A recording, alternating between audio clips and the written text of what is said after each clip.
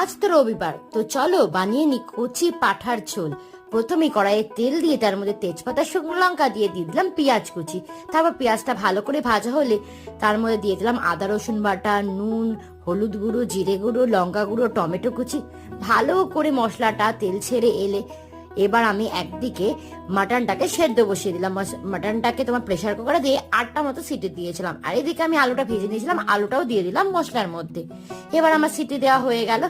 এবার আমি মাটনটা দিয়ে দিলাম ওই মশলার মধ্যে। এবার ভালো করে মশলাটা আবার কষালাম মাংস দিয়ে। তারপর তেল ছেড়ে এলে আমি ওর মধ্যে প্রয়োজন মতন জল দিয়ে দিলাম। আমি এখানে ওই যে প্রেসার কুকারে যেখানে মাটনটা সিদ্ধ করেছিলাম সেই জলটাই দিয়ে দিলাম, আর দিয়ে দিলাম 2-3টে কাঁচা লঙ্কা। তারপর কিছুক্ষণ ঢেকে রাখার পর একটু গরম মশলা গুঁড়ো আর একটু প্রয়োজন মতো নুন মিষ্টি দেখে নিয়ে নামিয়ে নিলেই হয়ে গেল কচি পাঠার ঝোল। রবিবারের দুপুরে এই খাবারটা জাস্ট ভাতের সাথে জমে যায়।